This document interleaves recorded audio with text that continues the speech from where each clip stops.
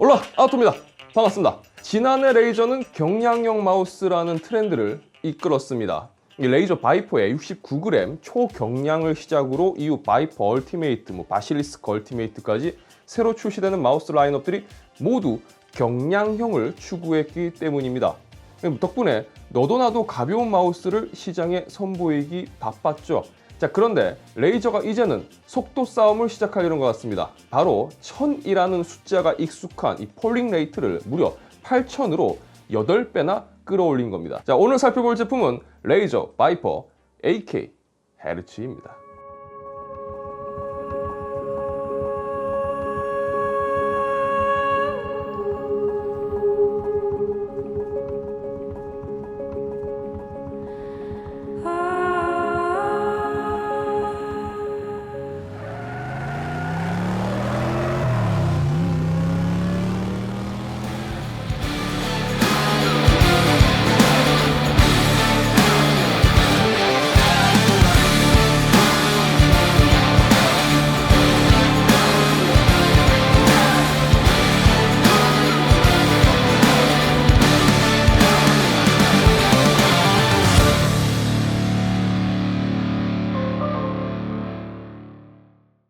이 제품 언박싱은 따로 영상으로 보여드렸었기 때문에 여기서 영상으로 이렇게 디테일하게 다루지는 않겠습니다. 우선 제 앞에 기존에 출시된 유선 바이퍼와 무선 버전의 바이퍼 얼티메이트를 그리고 오늘 소개해드리는 바이퍼 AK가 있습니다. 자, 외형상으로 보면 차이점을 찾기 어려울 만큼 똑같습니다. 양손형 마우스이기 때문에 좌우 대칭형이고 사이드 버튼이 왼쪽과 오른쪽에 모두 위치하고 있습니다. 크로마 RGB 역시 하단부에 레이저 로고로 나오는 부분도 역시 동일합니다. 사이즈는 F10 사이즈 기준으로 팜 그립에 딱 적당한 사이즈인 것도 마찬가지입니다. 하지만 외형상으로는 동일한 녀석이라도 세부적으로 살펴보면 차이점이 있습니다. 우선 스위치가 바뀌었습니다. 이 모델에는 2세대 레이저 옵티컬 마우스 스위치가 탑재되었습니다. 이 데세더 V2 프로에도 탑재가 되었었던 레이저 옵티컬 마우스 스위치는 0.2ms의 응답 속도를 가지고 1세대 옵티컬 스위치 대비 좀 더 입력성을 개선했고 소리와 촉각 부분을 좀 더 보완했다고 합니다.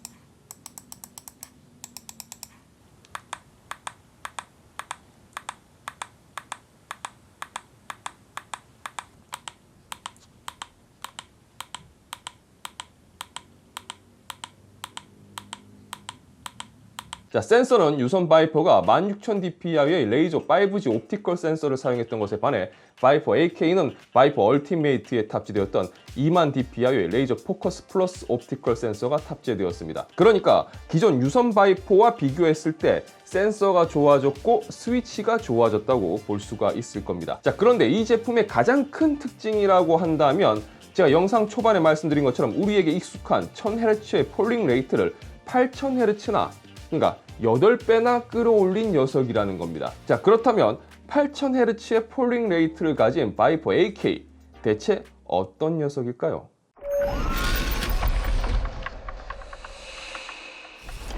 자, 결국 폴링 레이트가 무엇인지부터 짚고 넘어가야 될 겁니다. 폴링 레이트는 간단히 말씀드려서 마우스와 PC 간의 데이터를 주고받는 횟수라고 생각하시면 될 것 같습니다. 자, 예를 들어서 모니터를 생각해 본다면 모니터는 주사율이라는 게 있죠. 만약 144Hz의 주사율을 가지는 모니터라면 1초에 144개의 이미지를 모니터에서 처리해 줄 수가 있습니다. 그렇다면 기존에 우리가 사용하고 있는 키보드나 마우스 중 게이밍에 좀 더 신경 쓴 제품이라고 한다면 대부분 1000Hz의 폴링 레이트 값을 지원할 겁니다. 그 말은 해당 디바이스를 통해서 들어오는 데이터를 PC로 보내는데 1초에 최대 1000번의 데이터를 보낼 수 있다라는 이야기입니다. 자, 그러면 우리는 지금 마우스를 이야기하고 있으니까 마우스로 다시 설명을 드리자면 1초 동안 마우스는 PC의 최대 1000번을 마우스 포인터가 여기 있다, 뭐 어디로 얼마만큼의 속도로 이동하고 있어, 지금 좌클릭을 했어, 우클릭을 했어 라는 식으로 이 데이터를 전송할 수 있다라는 이야기겠죠. 자, 이걸 우리가 흔히 모니터의 응답 속도를 나타낼 때 사용하는 이 밀리세컨드로 환산하면 현재 대부분 사용하고 있는 1000Hz의 마우스들은 1ms의 응답 속도를 가진다고 볼 수가 있을 겁니다. 자, 그렇다면 8000Hz는 지금까지 설명드린 이 폴링 레이트를 무려 8배를 높인 수치겠죠. 자, 결국 1초에 기존보다 8배나 많은 데이터를 PC에 전달할 수가 있고, 또 그걸 응답 속도로 환산했을 때 무려 0.125ms의 응답 속도를 가진다고 볼 수가 있을 겁니다. 0.125ms입니다. 어마어마하죠. 자, 그럼 이 수치가 어떤 장점이 있을까요? 자, 하드웨어의 성능이 높아지면서 고성능 시스템일 경우 화면상에 보여지는 이미지의 렌더링 데이터와 1초에 처리되는 이미지의 개수가 비약적으로 늘어나게 되었습니다. 따라서 기존의 1000Hz의 폴링 레이트를 통해서는 그래픽 렌더링에 있어서 마우스의 데이터 딜레이가 발생하게 됩니다. 이 처리되는 그래픽 데이터는 많아지는 데 반해 마우스의 데이터 전송 속도가 따라가지 못하는 상황이 발생하는 거죠. 자, 그로 인해서 마우스 포인터의 움직임이 부자연스럽거나 튀는 현상이 발생합니다. 하지만 8000Hz로 폴링 레이트가 올라가게 되면 이런 데이터 딜레이를 줄여줄 수 있기 때문에 고프레임, 고주사율의 그래픽 화면을 보더라도 마우스 포인터가 자연스럽고 부드럽게 움직이게 된다는 겁니다. 사실 레이저에서 강조하고 있는 부분은 최근 들어서 360Hz까지 지원하는 모니터가 등장을 했죠. 그만큼 고주사율, 고프레임화된 그래픽 환경에서는 마우스 기존의 1000Hz의 폴링 레이트로는 지금 보시는 것처럼 마우스 포인터 움직임에 부자연스러움이 발생한다는 겁니다. 자, 혹시 지금 설명드린 부분 여러분 이해하셨습니까? 어렵죠? 자, 그러면 아주 간단하게 좀 쉽게 생각해 봅시다. 그냥 마우스의 인풋 렉이 기존의 1000Hz 폴링 레이트를 가진 제품보다 줄어들고, 그리고 포인터가 높은 프레임일수록 게이밍 환경에서 자연스럽게 움직이는 장점이 있다, 뭐 이렇게만 생각하셔도 되겠습니다. 자, 그러면 이 말은 컨트롤하기 좋고, 또 그만큼 조작성이 좋고, 또 그만큼 빨리 입력이 되니까 상대적으로 유리하다, 뭐 이렇게 볼 수 있겠죠. 그럼 8000Hz의 폴링 레이트를 가진 바이퍼 AK는 무조건 좋기만 한 걸까요? 기술적으로는 획기적이라고 볼 수가 있습니다. 분명히 좋은 거 맞아요. 하지만 여기서 한 가지 짚고 넘어가야 될 부분이 있습니다. 우선 레이저가 제공해준 폴링 레이트 측정 프로그램을 통해서 마우스의 폴링 레이트가 어떻게 측정되는지부터 확인해 보겠습니다. 자, 측정 화면을 보시면 폴링 레이트가 계속 8000Hz 혹은 1000Hz로 측정되는 게 아니라는 것을 볼 수가 있습니다. 결국 마우스의 움직임이나 조작에 있어서 데이터가 많이 발생하면 그 많이 발생하는 만큼 폴링 레이트가 같이 따라서 올라간다고 볼 수가 있을 겁니다. 그러니까 저의 경우라면 일반적으로 마우스를 컨트롤하는 환경에서는 1000Hz는 몰라도 8000Hz까지는 폴링 레이트가 올라가지가 않습니다. 물론 DPI가 높을수록 또는 움직임이 많을수록 폴링 레이트 값이 높아지는데, 여기서 한 가지 또 짚고 넘어가야 될 부분이, 똑같은 움직임이라고 하더라도 1000Hz의 폴링 레이트 상태와 8000Hz의 폴링 레이트 간에는 8000Hz의 폴링 레이트 세팅에서 좀 더 높은 폴링 레이트 값을 사용하는 것을 알 수가 있습니다. 자, 이렇게만 두고 본다면 분명히 같은 조작 상황이라고 하더라도 좀 더 많은 데이터를 처리해 주는 건 8000Hz 쪽이죠.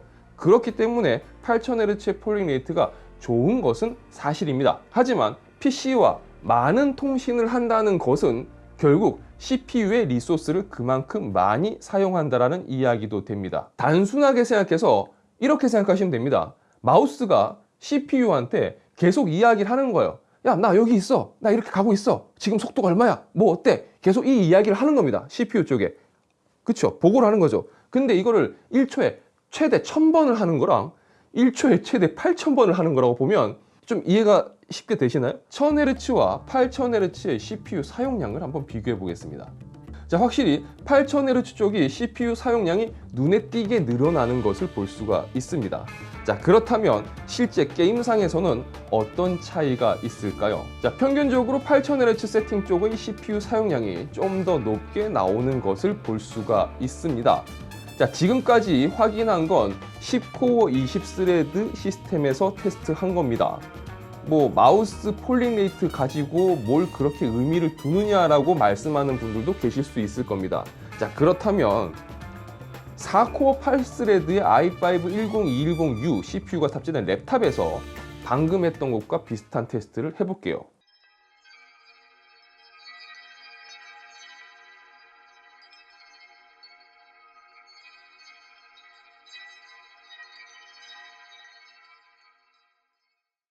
자, 이게 어떤 차이점이 있는지 요거는 좀 더 뚜렷하게 보이실 겁니다. 자, 그러니까 8000Hz의 폴링 레이트는 기술적으로는 분명 이점이 있고 좋은 것이 사실입니다. 하지만 이 8000Hz가 CPU에 주는 부하가 뭐 보시기에 따라 뭐 느끼는 바가 다르시겠지만 일반적인 시스템에서 본다면 의미가 없다라고 말하긴 좀 그래요. 그리고 8000Hz라는 게 고주사율의 모니터와 고프레임을 처리하는 고사양의 시스템에서 높은 효율을 보여주는 만큼 이런 부분을 감안하고 사용하는 것도 중요하다고 생각됩니다. 그러니까 이 8000Hz라는 수치가 무조건 빠르다, 좋다라고 말하기보다는 내가 사용하는 시스템에 따라서 그 시스템이 어떤 시스템이냐에 따라서 양날의 검이 될 수도 있다는 부분을 이해하셨으면 합니다. 자, 직접 사용해본 느낌을 전해드리자면요. 솔직히 저는 큰 차이점을 느끼지는 못했습니다.